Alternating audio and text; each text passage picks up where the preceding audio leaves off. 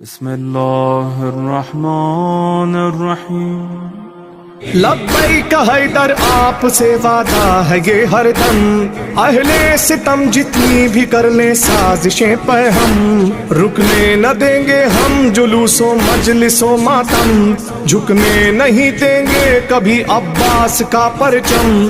صاحبان ایمان اور صاحبان کردار کو بشارت دے رہا ہے۔ بشارت انہیں اس لیے دی جا رہی ہے کہ وہ پریشانیوں میں ہی رہتے ہیں۔ جو مومن ہوگا پریشان رہے گا، جو صاحب کردار ہوگا پریشان رہے گا۔ اب ہم سے بار بار نہ پوچھا جائے اور بار بار یہ نہ کہا جائے کہ کب تک جنازے اٹھائیں گے۔ جب تک ایمان کی کیفیات بہتر ہوتی جائیں گی پریشانیاں ہونی ہیں، اور جب تک کردار اور روشن ہوتا چلا جائے گا پریشانیاں ہونی ہی ہیں۔ اور ہم تو جنازے اس لیے اٹھا رہے ہیں کہ ہماری چھتوں پہ علم لگے ہوئے ہیں اور ہماری اذانوں میں خلیفتہ بلا فصل بولا جاتا ہے۔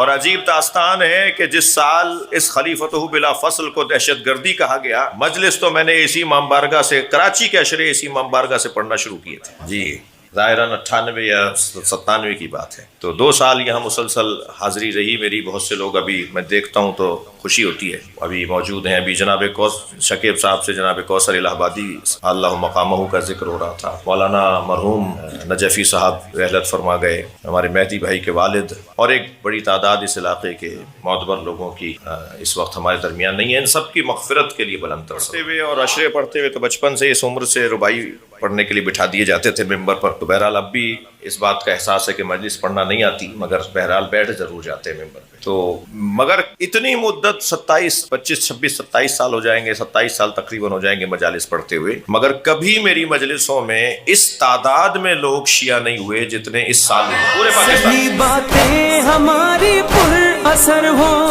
بلا کی دھوپ میں مثل شجر ہو، زمانے میں ہمیں سے معتبر ہو،